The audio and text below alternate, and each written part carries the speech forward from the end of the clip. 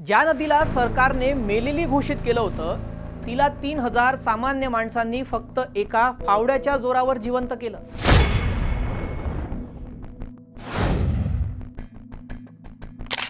कुठल्या सिनेमाची कहाणी सांगत नाहीये, सत्यातली गोष्ट आहे आणि आपल्या भारतातलीच गोष्ट आहे। एक साधू महाराज होते। या साधू महाराजांना शासनाच्या पोकळ आश्वासनांचा कंटाळा आला आणि त्यांनी असं काहीतरी करून दाखवलं ज्याने सरकारला देखील आश्चर्याचा धक्का बसला। नेमकं त्यांनी हे कसं केलं? कोण आहेत हे साधू ज्यांनी हे सगळं करून दाखवलं जे सरकारला सुद्धा नाही जमलं? सर्व काही या व्हिडिओतून पाहणार आहोत, त्यासाठी व्हिडिओ शेवटपर्यंत पहा। नमस्कार, मी श्रेयस पांडे, तुम्ही पाहताय न्यूज 18 मराठी।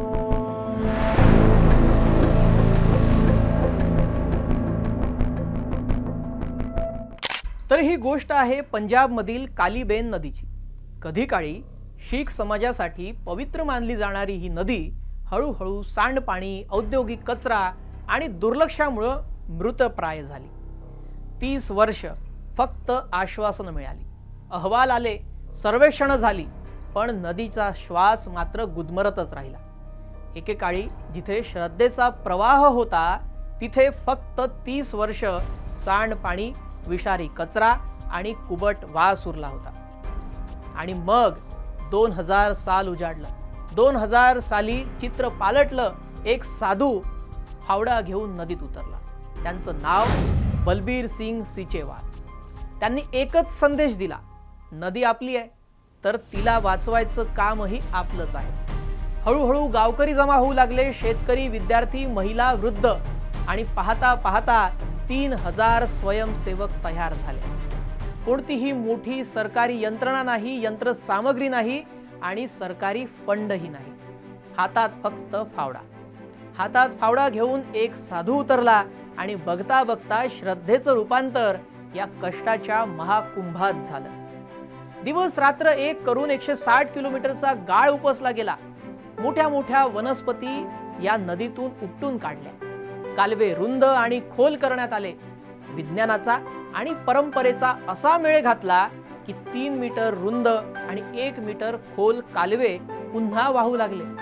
सांडपाणी थेट नदीमध्ये येण्यापासून थांबवण्यात आलं। लहान तलाव तयार करण्यात आले आणि लहान तलाव तयार करून पाणी नैसर्गिकरित्या शुद्ध होऊ दिले। हे केवळ काम नव्हतं, तो एक लढा होता स्वतःच्या अस्तित्वासाठीचा।